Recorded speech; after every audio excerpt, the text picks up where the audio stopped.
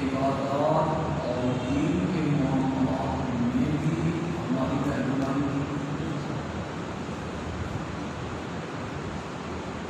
اور دنیا کے معاملات میں بھی اس نے ہماری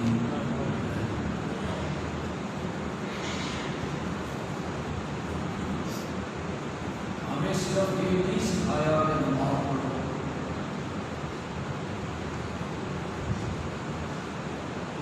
زکوٰۃ دو، حج کرو،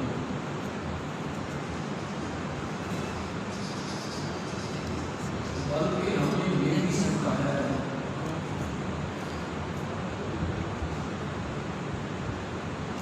کہ لوگوں کے ساتھ معاملات کیا کرنے،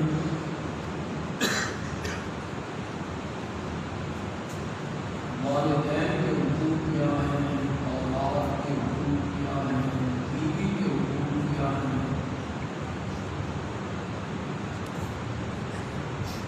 پڑوسیوں کے حقوق کیا ہیں، برادری کے حقوق کیا ہیں۔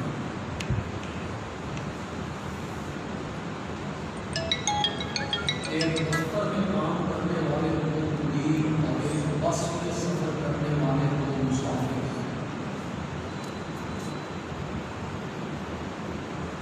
مسکین، یتیم، فقیر،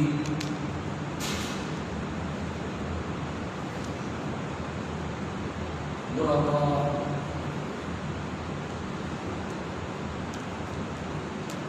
ان کے حقوق کے بارے میں بھی شریعت نے ہماری رہنمائی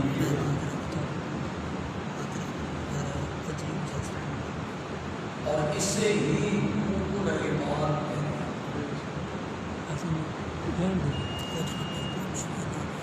یعنی کچھ اللہ کے حق اور کلمہ پڑھنے والے پر کچھ بندوں کے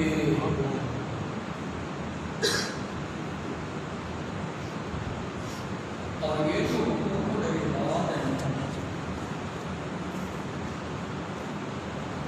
حقوق اللہ کی نسبت یہ ذرا زیادہ سخت ہے، شدید ہے۔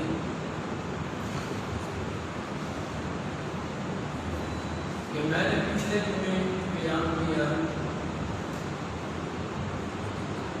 کہ جو اللہ کے حق ہیں ان میں اگر کوئی کوتاہی ہو گئی اس کے لیے راستہ اللہ نے چھوڑا توبہ کرنا۔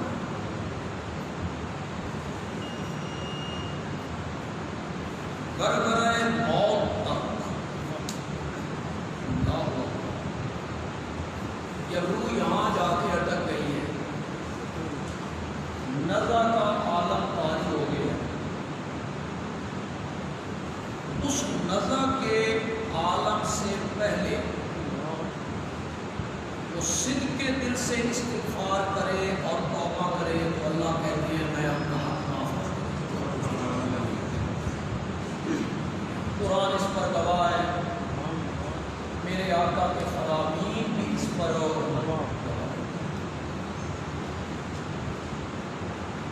اللہ تعالیٰ توبہ کے ساتھ اپنے حق جو روایاں بندے نے کی ہیں وہ معاف کرے، لیکن جو حقوق العباد ہیں، کسی کو گالی دی، کسی کا پنجہ مروڑا، کسی پر جھوٹا الزام لگایا، کسی کی توڑ پھوڑی کی، کم تولا، گاہک کو دھوکہ دیا، خیانت کی، جھوٹ بول کے سودا بیچا، کسی کا حق دبا لیا، طلاق، مکان، دکان، قرض لے کے واپس نہیں کیا، تو یہ حقوق العباد ہیں، یہ حل کرنے سے معاف نہیں ہوتے، یہ عمرے کی ادائیگیوں سے معاف نہیں ہوتے، یہ تسبیح رولنے سے، نفل پڑھنے سے، نیکیاں کرنے سے، رب کے سامنے رو رو کے توبہ کرنے سے یہ معاف نہیں ہوتے۔ حقوق العباد کا معاملہ بڑا سخت ہے، یہ تب معاف ہوں گے کہ اس کے ساتھ ہم نے زیادتی کی، اس کا حق دبایا، وہ قیامت کے دن ہمیں معاف کرے۔ اللہ کہیں گے کیا راضی کر اس کو، جب تک وہ مظلوم معاف نہیں کرے گا، حق چونکہ اس کا ہے اس لیے یہ گناہ بندے کے سر سے نہیں اترے گا۔ یہ حقوق العباد کا معاملہ ہے ہمارے ہاں، جس کو کوئی اہمیت نہیں دی جاتی۔ یہ جھوٹ بولنا، خیانت کرنا، اسے ہمارے ہاں تو فیشن سمجھا جاتا ہے۔ خیانت کی تو فخر سے بتایا جاتا ہے کہ میں نے فلاں کو الو بنا لیا ہے۔ عیب دار چیز بیچ کے بندہ خوش ہے کہ میں نے گاہک کی آنکھوں میں دھول جھونک کے عیب دار چیز بیچ دی ہے۔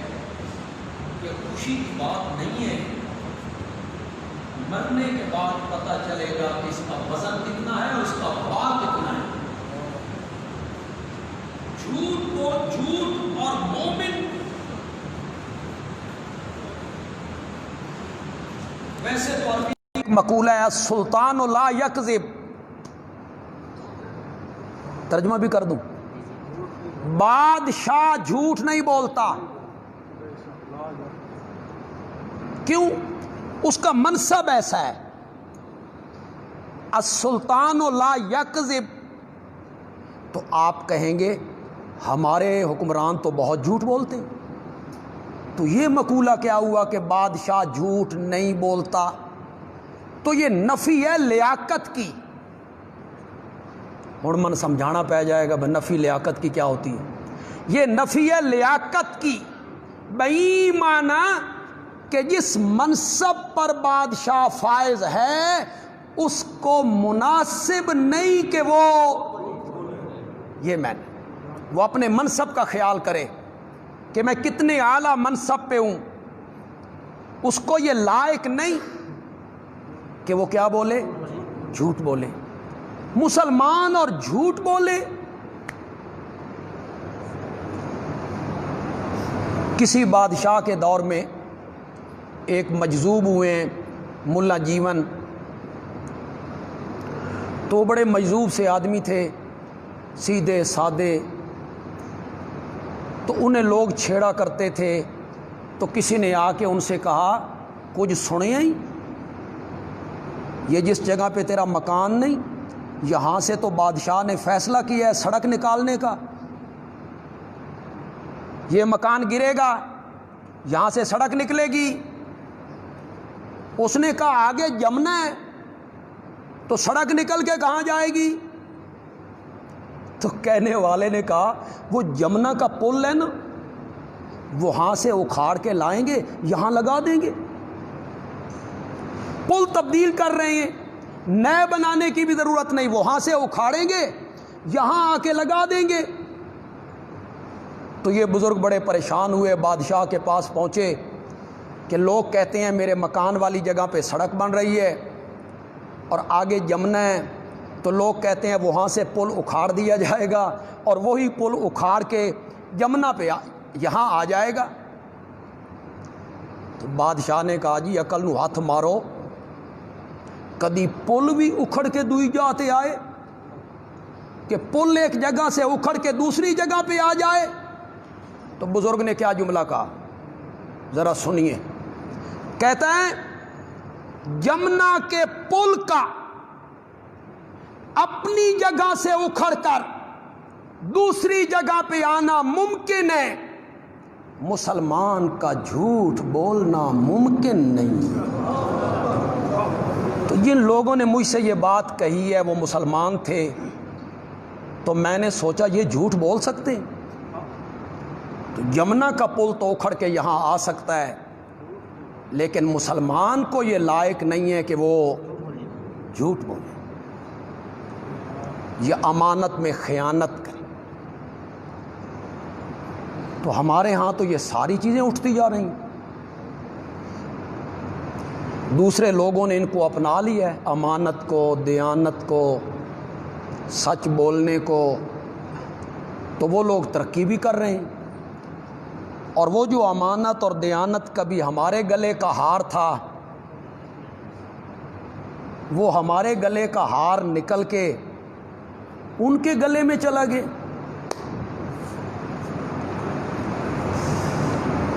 تو دو قسم کے حقوق ہیں، ایک حقوق اللہ اور دوسرے کیا ہیں؟ ذرا زور نال بولو۔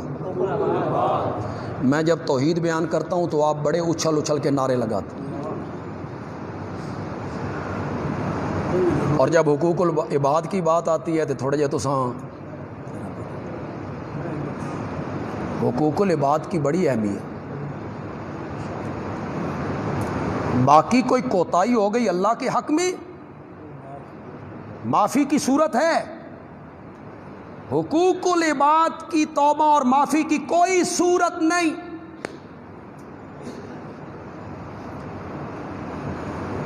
نبی اکرم صلی اللہ علیہ وسلم، میں یہ حدیث سے پڑھ رہا ہوں، اس کو غور سے سنیے گا ذرا، پھر ذرا اس کی شدت پہ بھی تھوڑا سا غور کیجئے۔ جنازہ آیا،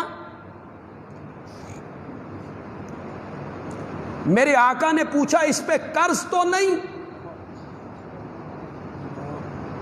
قرض لیا ہو، واپس نہ کیا ہو؟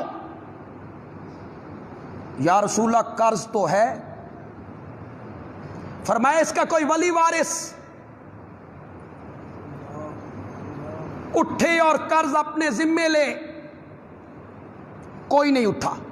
یہ اسلام کی ابتدائی دور کا واقعہ ہے، اسلام کے ابتدائی دور کا، جب مال غنیمت میں رقم نہیں ہے، پیسہ نہیں ہے، دولت نہیں ہے، اس زمانے کا واقعہ ہے۔ کوئی قرض اپنے ذمے لینے کے لیے تیار نہیں۔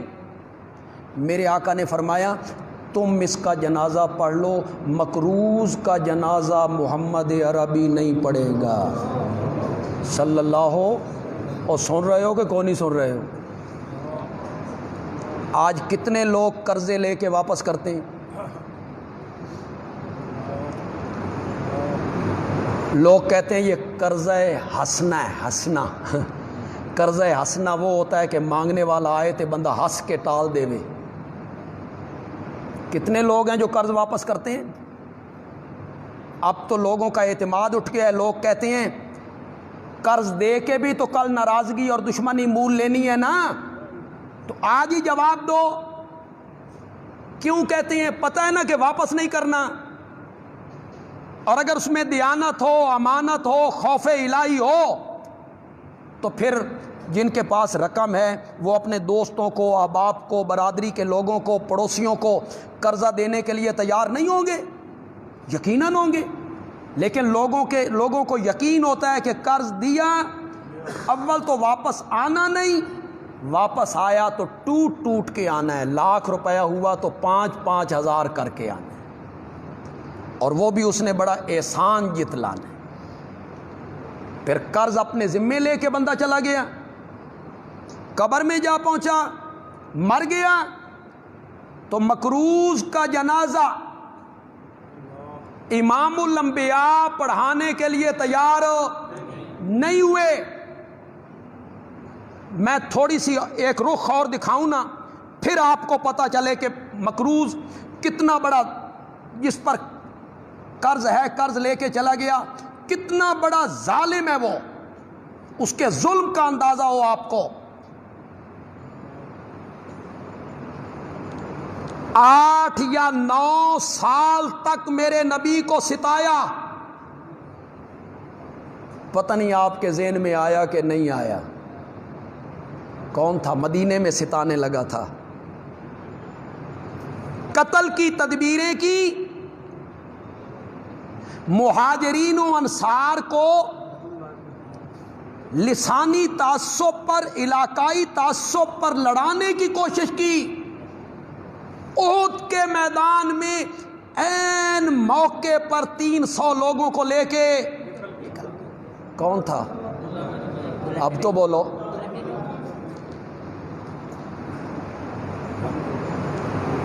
ہر موقع پہ سازش کی، روڑے اٹکائے، نبوت کو نقصان دینے کی پوری کوشش ہوئی۔ اس عبداللہ کا بیٹا میرے نبی کا مخلص صحابی ہے، اس کا نام بھی عبداللہ، باپ کا نام بھی عبداللہ اور بیٹے کا نام بھی کیا ہے؟ باپ رئیس المنافقین اور بیٹا میرے نبی کا مخلص یار۔ تلوار سونت کے کھڑا ہو گیا تھا جب عبداللہ ابن ابی نے ایک موقع پہ کہا تھا عزت والے لوگ مدینے جائیں گے، ذلیل لوگوں کو ہم مدینے نہیں جانے دیں گے۔ اس کا اشارہ مہاجرین کی طرف تھا، الیاذ باللہ نبی پاک کی طرف تھا۔ یہ کون ہوتی ہیں؟ تو جب مدینے میں داخلے کا ٹائم آیا تو میرے آقا کو کسی نے بتایا کہ عبداللہ ننگی تلوار لے کے کھڑا ہے کہ میں آج اپنے باپ کو مدینے نہیں داخل ہونے دوں۔ میرے آقا نے بلایا، سمجھایا ایسا نہیں کرنا، تو کہنے لگا پھر ایک شرط ہے، مدینے کے کنارے پہ کھڑے ہو کے میرا باپ اس بات کا اقرار کرے کہ میں ہی ذلیل ہوں، عزت والا تو محمد عربی ہے صلی اللہ علیہ وسلم، اقرار کرے۔ یہی بیٹا عبداللہ میرے آقا کی خدمت میں آیا، یا رسول اللہ میرے باپ کی تمنا ہے کہ آپ اپنا کرتا اتار کے دیں جو اس کے سینے پہ رکھا جائے، آپ اپنی لعاب بھی دیں، اس کے منہ میں ڈالی جائے، آپ اس کا جنازہ بھی پڑھائیں۔ میرے آقا نے تینوں باتیں منظور کر لی۔ سن رہے ہو کہ کون نہیں سن رہے ہو؟ اور مکروز کے بارے میں کیا کہا؟ آپ بھائی سمجھ کے مکروز کتنا بڑا مجرم ہے، عبداللہ ابن ابی کا جنازہ پڑھانے کے لیے تیار ہوئے۔ ایک روایت میں آیا جنازہ پڑھا لیا، ایک روایت میں ہے کہ ابھی جنازہ نہیں پڑھایا کہ فاروق اعظم آگے بڑھے، میرے نبی کے دامن کو پکڑا، کس کا جنازہ پڑھا رہے ہیں؟ یہ اس لائق نہیں ہے کہ آپ اس کا جنازہ پڑھیں۔ لوگ تو حضرت عمر کے متعلق پتہ نہیں کیا کچھ کہتے رہتے ہیں، لیکن حضرت عمر بڑی عبقری شخصیت، بہت عبقری شخصیت، بہت اونچا آدمی۔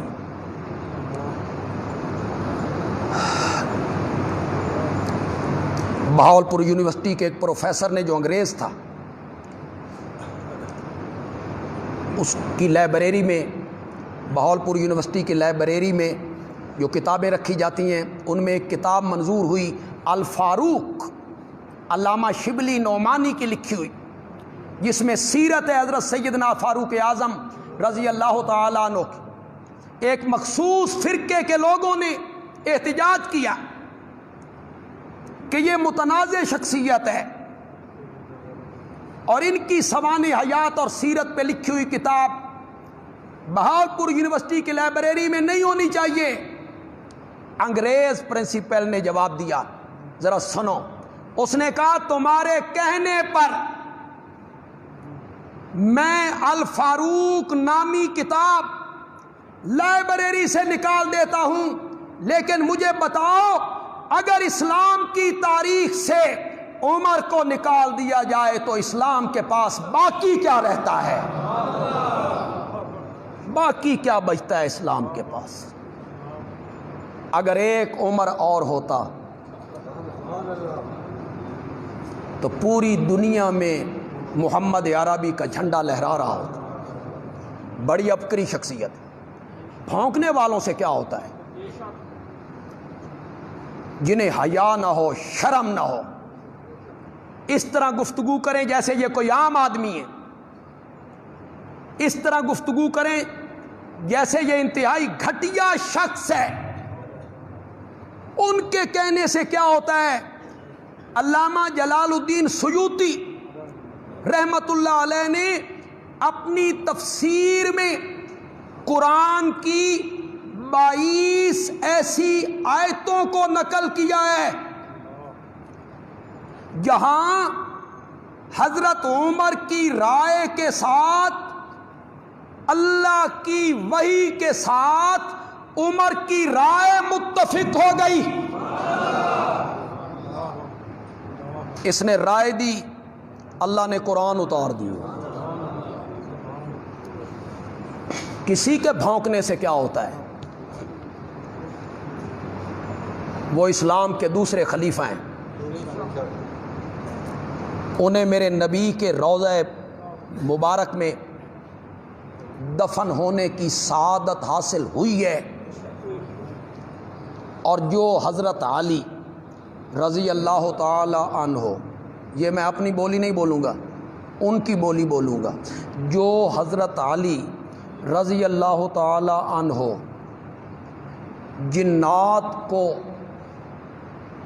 جنات کے ساتھ لڑتے ہوئے انہیں قتل کر رہے ہیں، تلوار سے خون ٹپک رہا ہے، خیبر کا دروازہ جسے ہزاروں بندے نہیں اٹھا سکتے تھے اکیلے علی نے اٹھا لیا، فرشتوں کے درمیان جھگڑا ہوا تو رب نے بطور منصف حضرت علی کو بلایا، بھائی میرے کول تے مکدا نہیں، تو آ کے مکا۔ حضرت علی جو تلوار چلائی کافر کے سر پہ لگی، یہاں سے چرتی ہوئی زمین کو چیرتی ہوئی 7ویں زمین پہ پہنچی، جبریل آکھیا جا علی دی تلوار تے غضب ڈھا دتئی، جس علی کی تلوار نے جنات کو قتل کیا ہو بقول تمہارے، جو علی کی تلوار اتنی تیز ہو کہ 7 زمینوں سے پار اتر گئی ہو۔ بند عالمی کہتا ہے اسی بہادر علی نے اپنے مبارک ہاتھوں سے فاروق اعظم کو محمد کے ساتھ سلایا تھا، ورنہ آڑے آ جاتے۔ وہ تلوار اس وقت کیوں رک گئی کہ نہیں میں دفن ہونے دوں گا؟ کیوں رک گئی وہ تلوار؟ حضرت علی نے اپنے ہاتھوں سے دفنایا ہے رضی اللہ تعالی۔ حضرت عمر بڑی عبقری شخصیت،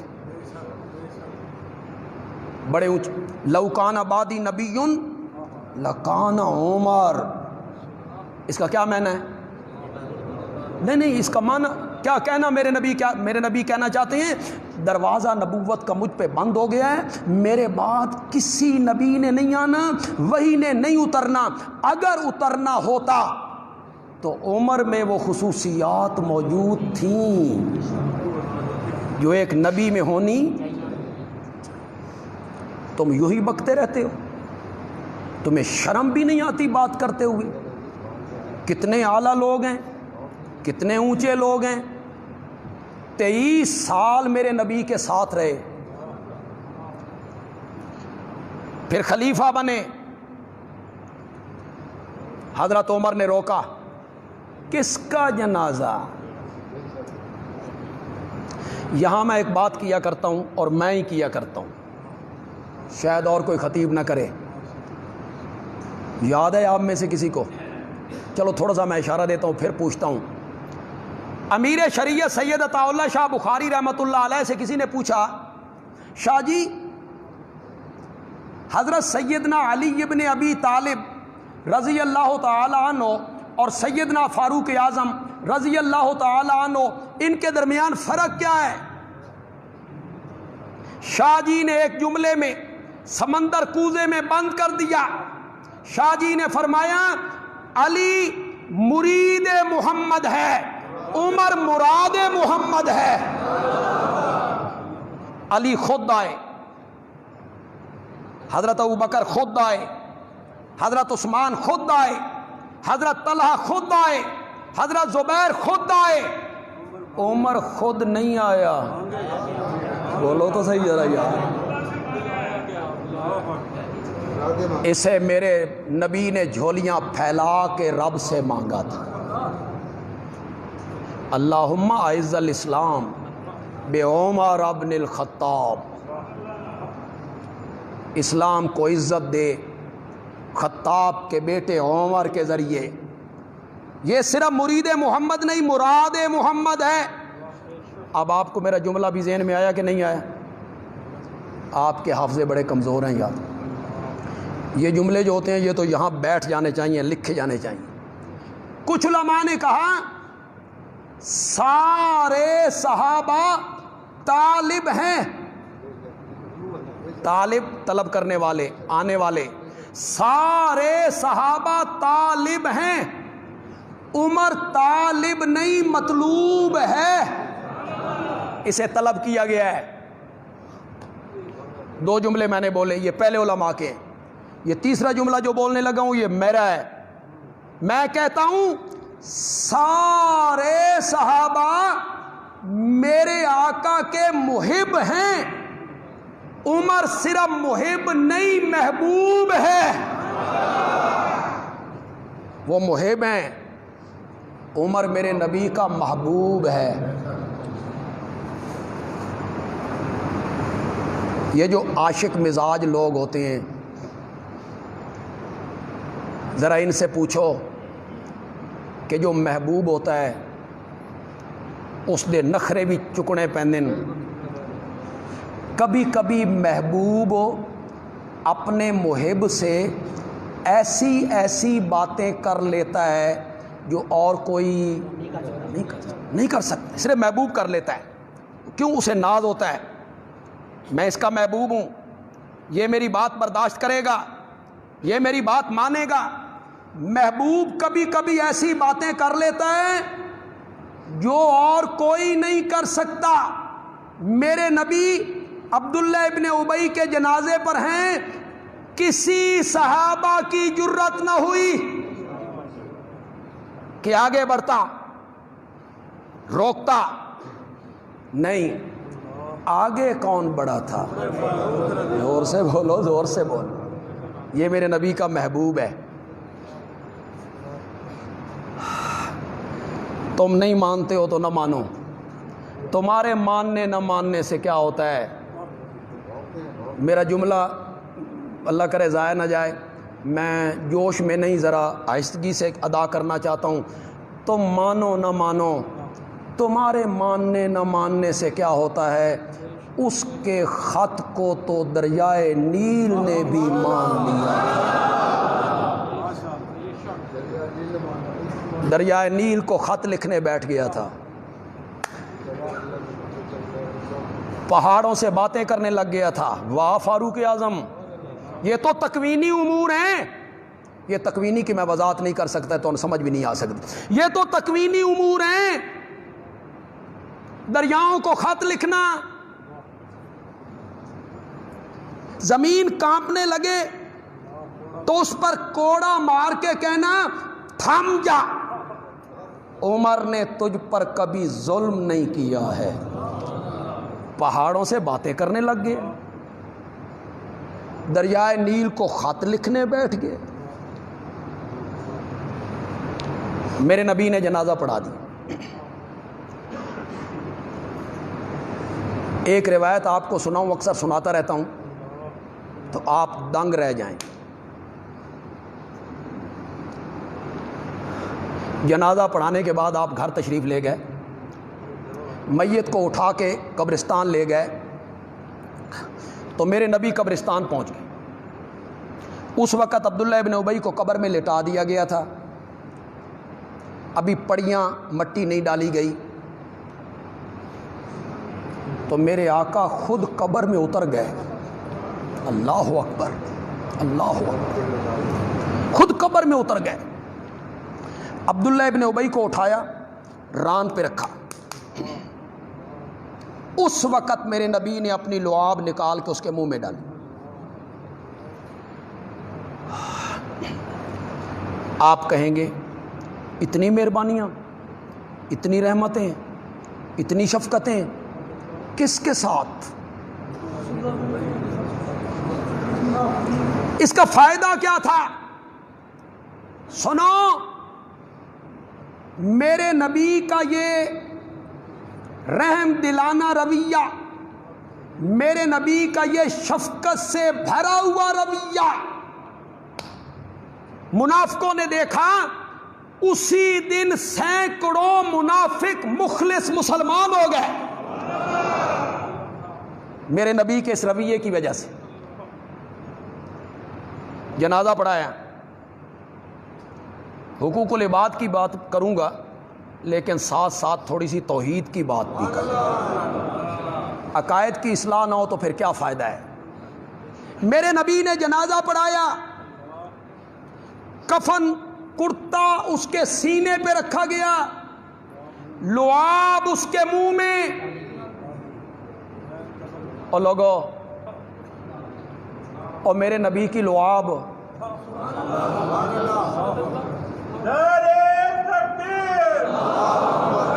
پاؤں کی مٹی، پاؤں کی مٹی بھی بڑی چیز ہے۔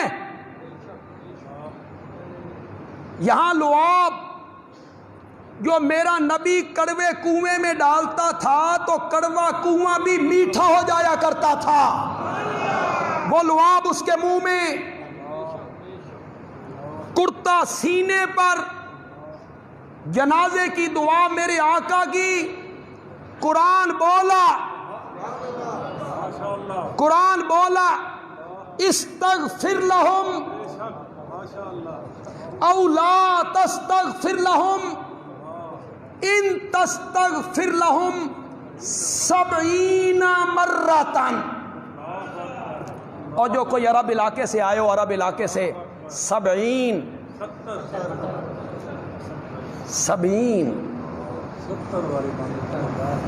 سعودی عرب میں نہیں، شارائے 80 اور شارائے 60، 70 کس کو کہتے ہیں؟ پہلے کا میں استغفر لہم۔ خدا کے لیے غور کرو، میری یہ ویڈیو جہاں جہاں تک پہنچے، کوئی ضد نہیں ہے، کوئی اناد نہیں ہے، کوئی فتویٰ بازی میں نہیں کرنا چاہتا، کوئی نہ، خدا گواہ ہے میرے دل میں کوئی ضد نہیں ہے۔ استغفر لہم، میرے پیغمبر آپ ان کے لیے بخشش مانگیں، او لا تستغفر لہم، یا بخشش نہ مانگیں، ان تستغفر لہم، اگر آپ بخشش مانگیں 70 مرتن، 70 بار بھی آپ بخشش مانگیں، میں نے اس کو معاف نہیں کرنا ہے، میں نے اس کو معاف نہیں کرنا ہے۔ کیا ثابت ہوا؟ ثابت یہ ہوا کہ نبی پاک کلی اختیار رکھتے ہیں، جو چاہیں کروا لیں، جو چاہیں منوا لیں، جس کو چاہیں بخشوا لیں، جس کو چاہیں بولو بولو، تم کہانیاں بناتے رہتے ہو، کس سے گھڑتے رہتے ہو، قرآن کی طرف آؤ۔ تمہیں بندیالوی دعوت دیتا ہے، اللہ کے قرآن کی طرف آؤ۔ مختار کل ہونے کی نفی ہو رہی ہے، بخشش مانگ پہن کے سمجھتے ہو، ہونتے بخشش ہوئی ہوئی۔ آب زمزم کا کفن اگر آ گیا تو پھر اللہ کہیں گے یہ نماز نہیں پڑھتا تھا، سود کھاتا تھا، ذخیرہ اندوز تھا، بلیک میلر تھا، حرام خور تھا، کم تولتا تھا، جھوٹ بولتا تھا، لوگوں کے پلاٹوں اور مکانوں پہ قبضے کیا کرتا تھا۔ ہونتے آب زمزم دا کفن پا کے آ گیا، ہونتے معاف۔ تم نے یہ سمجھ رکھا ہے آب زمزم سے دھلا ہوا کفن پہن لیا گیا تو معافی ہو گئی، فلاں جگہ پہ دفن ہو گئے تو معافی ہو گئی۔ سنو، بندیالوی کہتا ہے بخشش کسی کفن کے ذریعے نہیں ہوتی، کسی جگہ پہ دفن ہونے میں بخشش نہیں ہوتی، بخشش کا دار و مدار ہے ایمان پر اور اعمال صالحہ پر۔ بس ایمان بندے کا ہونا چاہیے، اعمال اچھے ہونے چاہیے، حقوق العباد میں کسب نہ کیا ہو کسی کا، چاہے کفن ملے یا چاہے قبر بنے یا نہ بنے، اس کی بخشش ہو جائے گی۔ آج کہتے ہیں ایک مقولہ ہے، مقولہ تو میرے ذہن میں نہیں آ رہا، فارسی کا مقولہ ہے، اس کا ترجمہ سنا دیتا ہوں۔ پیر خود نہیں اڑ دے، مرید اڈاندے نے۔ پیر خود نہیں اڑتے، انہوں نے پلے کیے کچھ بھی۔ اللہ دی قسم ہے، مرید نظرانے نہ دین نہ، انہوں نے پلے ککھ بھی نہیں۔ یہ جو گاڑیاں ہیں، بنگلے ہیں، یہ سب کون دے رہا ہے؟ مرید دے رہے ہیں، مرید دے رہے ہیں۔ تے مشکل کشا کون ہے؟ مشکل کشا وہ ہیں، دین دے پہنے اور مشکل کشا وہ ہے، واہ، دے یہ رہے ہیں، مشکل کشا وہ ہیں، ان کے پلے میں کیا ہے؟ میرے استاد تفسیر کے استاد شیخ القرآن مولانا غلام اللہ خان رحمۃ اللہ علیہ نتھری ہوئی توحید بیان کرتے تھے، نتھری ہوئی توحید، اور وہ فرماتے تھے انہاں دے پلے ککھ نہیں، چھو کر دیاں گے تے انج کر چھڈاں گے تے چھو کر دیاں گے تے ونجا چھڈاں گے۔ حضرت شیخ کہتے تھے میں انہاں دا کیڈا خیر خواہ ہاں، انہاں نوں آکھو ذرا چھو کرو چھو۔ ان کے پلے میں کیا ہے؟ سارے اختیار کس کے پاس ہیں؟ نفع نقصان کے سارے اختیار میرے اللہ کے پاس۔ تو مریدوں نے پروپیگنڈا کیا، مریدوں نے یہ فلاں بزرگ جو ہے نا، اے جس دا جنازہ پڑھا دین نا، اللہ انہاں کول سوال جواب بھی نہیں کر دو۔ یہ فلاں بزرگ جو ہے نا، فلاں عالم جو ہے نا، فلاں مفتی صاحب جو ہے نا، یہ جنازہ پڑھا دینا جی، بخشش ہو گئی کہ؟ وہ لوگ کہتے ہیں ساڈا جنازہ بھی تسی پڑھانا جی، ساڈا۔ یہ جو ہم مسلمان ہیں نا، ہم ظاہری ٹیپ ٹاپ کرتے ہیں، کرنا کرانا کچھ نہ پوے تے بخشش ہو، ہم اس طرف ہیں، کرنا کرانا کچھ نہ ہو، بخشش ہو جانی چاہیے۔ پیر صاحب جنازہ ہمارا بھی پڑھا دیں، ہمارے بھی پڑھا دیں۔ مسئلہ کیا ہے؟ پھر آپ کو ایک دفعہ بتاتا ہوں، عمل کرو اس پر۔ مسئلہ یہ ہے کہ میت کا وارث جنازہ پڑھائے، اس کا عالم ہونا بھی ضروری کوئی نہیں، نہ اگر بیٹا ہے، باشر ہے، نمازی ہے، جنازے کی اس کو دعائیں آتی ہیں، سب سے پہلا حق جنازہ پڑھانے کا کس کو ہے؟ وارث کو۔ بیٹا مر گیا تو باپ کو، باپ مر گیا تو پہلا حق۔ اور اگر وہ اس لائق نہیں ہے تمہیں یہ کوئی مسئلے نہیں بتائے گا، اس لیے نہیں بتائیں گے کہ ان کی گڈی جو ہے وہ نیچے آئے گی، انہوں نے گڈیاں چڑھ دیاں پھر دینے میں جنازہ پڑھانا تے میں جنازہ پڑھانا تے میں جنازہ پڑھانا۔ جنازہ پڑھانے سے کیا ہو جاتا ہے جنازہ پڑھانے سے؟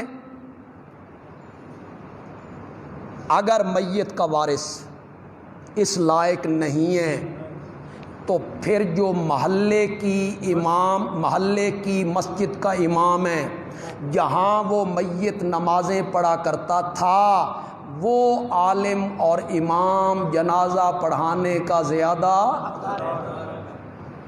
وہ حقدار، وہ جنازہ پڑھائے۔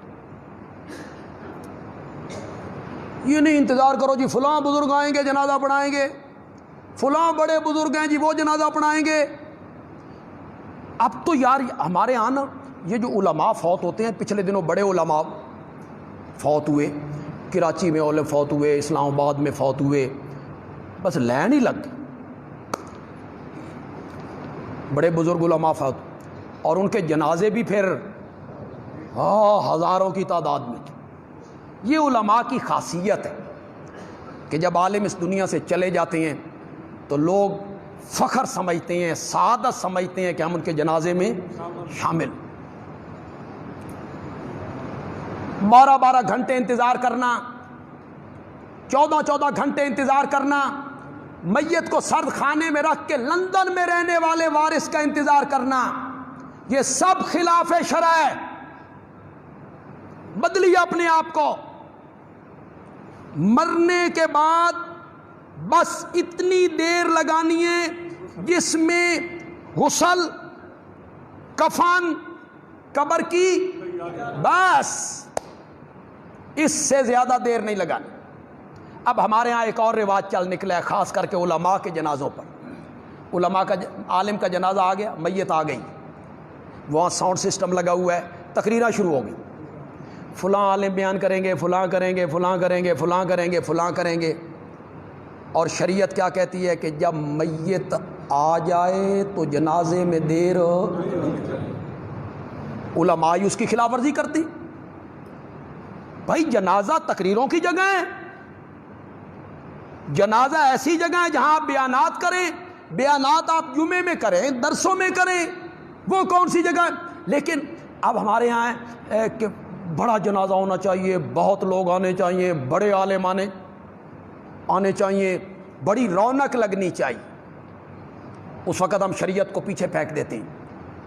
اس حدیث میں کیوں عمل نہیں کرتے ہو؟ 40 مسلمان موحد، شرک نہ ہو ان میں، 40 مسلمان جس میت پہ کھڑے ہو کر جنازے کی دعا مانگیں اور مغفرت کی سفارش کریں، اللہ ان کی سفارش کو قبول کر کے میت کے گناہوں کو معاف کر دیا کرتا ہے۔ صرف 40 آدمی، اس میں 4000 بندے اکٹھے کرنے کی کیا ضرورت ہو گئی؟ اس کے لیے میت کو رکھنا، انتظار میں پڑا رہے میت، یہ سب خلاف شرع باتیں۔ تو اب آپ کو سمجھ آ گئی کہ جنازے کے لیے وہ جو محلے کا امام ہے، اگر وہ صحیح العقیدہ ہے، جہاں وہ مرنے والا نمازیں پڑھا کرتا تھا، وہ زیادہ حقدار۔ کسی عالم اور کسی مفتی کے جنازے پڑھانے سے میت کی بخشش نہیں ہوتی۔ 40 بندے اس پر بخشش کی دعا مانگ لیں تو میرے آقا نے فرمایا اس کو اللہ کیا کر دیتا ہے؟ معاف کر دیتا۔ اگر کسی انفرادی آدمی کی دعا مانگنے سے بخشش ہونی ہوتی تو پھر عبداللہ ابن ابی کی بخشش، عبداللہ ابن ابی کا جنازہ پڑھا دیا، کتنا بڑا دشمن ہے، کتنا نقصان پہنچایا اسلام کو، جنازہ پڑھا دیا، لیکن مکروز کا جنازہ میرے نبی نے نہیں پڑھایا۔ فرمایا تم پڑھ لو، میں مکروز کا جنازہ نہیں پڑھاؤں گا۔ آئیے اپنے آپ کو بدلیے۔ مجھ پر اتنی ذمہ داری ہے جتنے لوگ میری گفتگو کو سنتے ہیں، اس فیس بک کے ذریعے ہزاروں بندے سنیں گے، آپ سینکڑوں کی تعداد میں یہاں ہیں، تو ہم نے تو اپنے حد تک، اگر آپ نے کسی کا قرض دینا ہے چاہے کتنے سال پہلے کیوں نہ لیا تھا، اب آپ کے پاس ہیں تو واپس کریں، نہیں ہے تو ارادہ کر لیں کہ جب بھی رقم ہوگی میں اس قرض خواہ کو واپس کروں۔ اتنے اکئی چپ کر گئے، نہیں آدمی لوگوں کی جائیدادوں پر قبضہ جمانے والا ہو، نہیں ہونا چاہیے۔ ہمیں اپنی اصلاح کرنی ہوگی، توحید کے ساتھ ساتھ ہمیں اپنے اعمال کی اور حقوق العباد کی ادائیگی کرنی۔ کیوں میں ٹھیک کہہ رہا ہوں کہ غلط کہہ رہا ہوں؟ آپ ارادہ کر لیں۔ اس کا طریقہ یہ ہے، اس بندے کا اگر پتہ ہے اسے واپس کر، وہ بھول گیا ہے پھر بھی واپس کر، اور اگر وہ بندہ مر گیا ہے تو پھر اس کی جگہ پہ اتنی رقم اللہ کی راہ میں صدقہ کر دیں، مل جائے گا۔ اور اگر آپ ادا نہیں کر سکتے، آپ کے مالی وسائل اب ایسے نہیں ہیں کہ آپ وہ قرض کی رقم ادا کریں، ارادہ کر لیں، ارادہ۔ اللہ تعالیٰ فرماتے ہیں تو ارادہ کر، میں اپنی رحمتوں سے ادا کر دوں گا، تجھے معاف کر دوں گا۔ ارادہ تو کرو، نیت تو کرو نا۔ وہ تبلیغی جماعت والے کیا کہتے ہیں؟ بے ارادے کر لو، ارادے تو کرو نا، نیت تو کرو کہ ہم یہ قرضہ کیا کریں گے؟ واپس کریں۔ پھر مال غنیمت میں رقم آ گئی۔ باغ فدق کی جو آمدن حضرت سیدہ صدیق اکبر رضی اللہ تعالیٰ عنہ نے حضرت سیدہ فاطمہ رضی اللہ تعالیٰ عنہ کو یہی بات کہی تھی کہ یہ نبی پاک کی ملکیت نہیں ہے، جس طرح اس میں نبی میں بھی اسی طرح کروں گا۔ وہ آمدن اس کی خرچ کروں گا۔ پھر حضرت فاطمہ کو ایک حدیث سنائی آپ نے، ہم انبیاء جو ہوتے ہیں ہم نہ کسی کے وارث بنتے ہیں، نہ ہم مال وراثت میں نہیں چھوڑتے، ہم تو علم وراثت میں چھوڑتے ہیں۔ یہ حدیث سنائی۔ کہتا ہوں چوتھے نمبر پر حضرت علی بھی تو امیر المومنین بنے گا۔ خلافت آئی کہ نہیں آئی؟ حکومت آئی کہ نہیں آئی؟ فوج بھی ان کے پاس، پولیس بھی ان کے پاس، اقتدار بھی ان کے پاس، اختیار بھی ان کے پاس۔ حضرت علی نے باغ فدق فاطمہ کے وارثوں کو کیوں نہیں دیا؟ دینا چاہیے تھا کہ نہیں دینا چاہیے تھا؟ ظلم کی وہ چیزیں مٹا دینی چاہیے تھی کہ یہ ظلم ہوا۔ باغ فدق فاطمہ کا اسی پر قائم ہوں، میں بھی اسی پر قائم ہوں۔ سوال ہمارا یہ، حضرت علی نے کیوں نہیں دیا؟ حضرت علی کے ہاتھ سامنے کون رکاوٹ تھا؟ اقتدار آپ کے پاس تھا، آپ کو دینا چاہیے تھا۔ جب یہ مال آ گیا، دولت آ گئی اور باغ فدق کی آمدن بھی آنے لگی، اس میں اور اس کے بعد جتنے مقروض اور غریب مریں گے ان کا قرضہ محمد عربی کے ذمہ ہے، میں ادا کروں گا، میں ادا کروں گا، میں ادا کروں گا۔ اور کوئی سمجھو کہ کوئی نہیں سمجھو؟ کیا سمجھے ہو یار؟ کیا سمجھے؟ میرا نبی، میرا آقا، میرا نبی غریبوں کے، مسکینوں کے، فقیروں کے قرضے چکا رہا ہے، تو ختم بھی مفت پڑھنے واسطے تیار نہیں، تو 40 دن ان کے گھر سے کھاتا ہے۔ ایک بس اعلان سنیں، ہم نے مسجد معاویہ میں ایک سلسلہ شروع کیا ہے، مغرب کے بعد عشاء تک قرآن پاک تجوید اور قرات کے ساتھ ناظرہ پڑھانے کا، ناظرہ دیکھ کے 2 قاری صاحب اس میں وقت دیتے ہیں، مستند قاری ہیں، مغرب سے عشاء۔ اس میں خاص کر تعلیم بالغان کا مطلب یہ ہے جن بچوں کی عمر 15 سال، 16 سال، 18 سال، 22 سال، پھر کچھ بوڑھے لوگ جنہوں نے قرآن نہیں پڑھا بدقسمتی سے، یا پڑھا تو ہے لیکن ان میں روانگی نہیں، کسی محلے کی عورت سے پڑھ لیا، تلفظ صحیح نہیں ہے، روانگی نہیں ہے، تو ان کے لیے یہ نادر موقع ہے، کوئی پیسہ نہیں، کوئی فیس نہیں، آپ نے آنا ہے آدھ گھنٹے کے لیے، پون گھنٹے کے لیے، بڑی عمر کے لوگ بھی آئیں۔ میں مختلف مدرسوں میں جاتا ہوں، دستار بندیاں ہوتی ہیں حفاظ کی، میں ایک جگہ پہ حیران ہو گیا کہ 60-65 سال کے ایک بزرگ کی دستار بندی ہوئی، میں انا ہون حفظ کیتا، میں حیران ہو گیا۔ 60-65 تو بوڑھے لوگ اگر قرآن نہیں پڑھا، ان کے لیے میں ایک حدیث پیش کرنا چاہتا ہوں، وہ آئیں، شروع کر دیں۔ میرے آقا نے فرمایا، جو آدمی علم حاصل کرنے کے لیے نکلتا ہے اور دوران تعلیم اگر وہ مر گیا، اللہ اسے قیامت کے دن شہیدوں میں کھڑا کر دے۔ یہ بڑا اجر ہے، پڑھتے پڑھتے بندہ مر جائے۔ آپ اپنے بچوں کو بھی لا سکتے ہیں، 2 قاری صاحب ہیں، ایک بچوں کو پڑھاتے ہیں، ایک بڑی عمر کے لوگوں کو پڑھاتے ہیں، آپ اپنے بچوں کو بھی ساتھ لائیں، آپ کے جو بچے ہیں چھوٹے بچے ہیں انہیں بھی آپ ساتھ لائیں تاکہ تجوید کے ساتھ قرات کے ساتھ انہیں یہ پڑھایا جائے۔ کیوں جی قاری نصر صاحب آج ہے کہ چھٹی ہے؟ آج چھٹی ہے اور انشاءاللہ کل ہفتے سے جمعرات تک یہ سبق ہوا کرے گا۔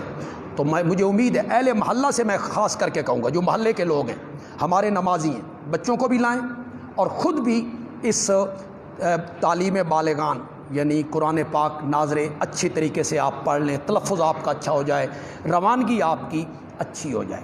دیں جی اذان۔